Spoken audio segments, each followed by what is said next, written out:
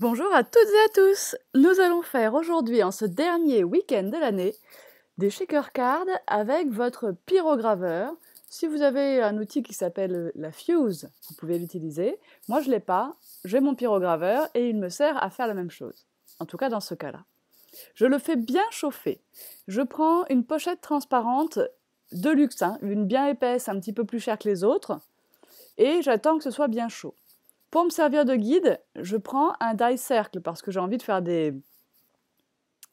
shaker cards cercles. Je vérifie que ma soudure est bien prise, hop, je me remets dans mon dessin et je vais comme ça passer avec insistance tout autour de mon die jusqu'à finalement découper le plastique parce que le fait de le découper, ça va le souder également.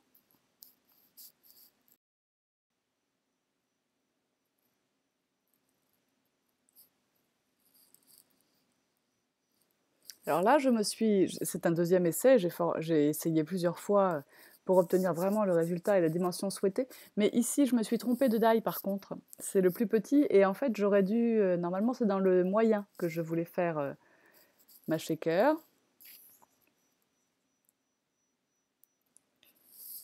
Alors c'est vrai que c'est idéal ce support de travail en verre parce que je peux faire ça également dessus sans avoir à prendre un autre support pour travailler. On peut vraiment tout faire sur ce plan de travail en verre. Et là, vous voyez que j'insiste, en laissant une ouverture. Bien sûr, vous voyez en bas que je laisse une ouverture, car il va bien falloir que je puisse la remplir, cette petite pochette que je suis en train de fabriquer. Alors bien sûr, là, je veux découper carrément, parce que j'ai envie d'avoir une partie libre, qui ne soit pas tenue. Mais si vous voulez juste faire des pochettes, vous n'êtes pas obligé de faire se séparer. Vous pouvez faire une soudure, un petit peu comme on ferait une couture finalement, pour séparer... Par exemple, dans cette grande feuille en plastique, là, vous pourriez délimiter des zones pour ranger des tampons, pour ranger des die, etc.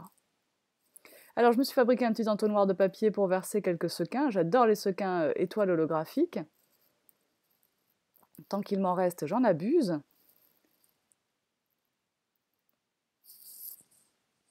Hop, et je remplis comme ça.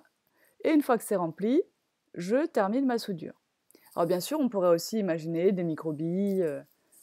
Tout à l'heure, je vais mettre des petites étoiles, des paillettes en forme d'étoiles, qui sont beaucoup plus petites. Et voilà, une fois que c'est fermé, c'est fermé. Je vais maintenant réaliser une ceinture, donc c'est là que je me rends compte que je me suis trompée de die, une ceinture de papier pour le devant, un contour plutôt qu'une ceinture, voilà. Et je passe ça dans ma Cuttlebug. Donc du coup, j'ai trouvé d'autres die dont la dimension allait convenir à cette pochette, puisque c'était plus le projet initial, mais ça ne change rien. Ma carte va juste être un tout petit peu plus petite que prévu, et ça, c'est pas grave. Donc j'ai fait pour le devant un contour, et pour le fond, je vais prendre un papier beige, découpé avec le plus grand die que j'ai utilisé pour le contour, et ça me fera le fond. Notez qu'on pourrait très bien faire un contour devant, un contour derrière, et que ça serait pas du tout vilain, on verrait la transparence, et au contraire, ça pourrait être chouette. Mais moi, je voulais un fond pour pouvoir écrire. Puisqu'à la base, moi, je veux faire une carte de vœux. Alors, je vais tout coller en place avec ma colle à pointe fine. N'oubliez pas que là, vous me voyez avec la colle nouveau, mais c'est juste parce que je l'ai acheté pour la tester et que je préfère toujours la colle à pointe fine que je vous vends dans la boutique, la colle à pointe fine avec le bouchon rouge. Et là, j'installe plein de petites pinces, voilà, pour bien faire tenir en place ma colle. Et je vais laisser ça un bon quart d'heure, facile.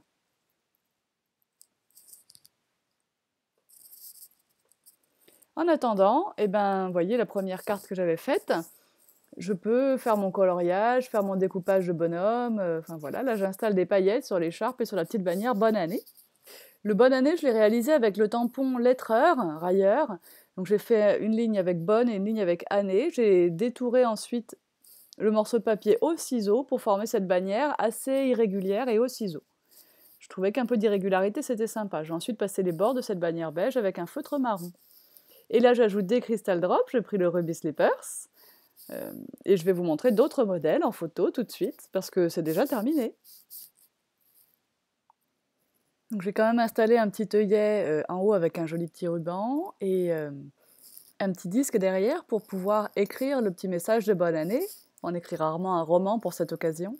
Le tampon bonne année que vous voyez là, eh bien c'est une exclue parce que c'est celui qui sera dans votre box du mois de janvier. Les coloriages sont donc tous faits au feutre à alcool. Et vous voyez sur la gauche, il y a les petites étoiles, c'est tout joli. Alors j'espère que ça vous a plu, que vous allez sortir vos pyrograveurs. Le mien était issu d'une boîte de bricolage de mes filles quand elles étaient petites. Eh bien, je vous dis à bientôt et je vous souhaite un très très beau réveillon. Bye bye!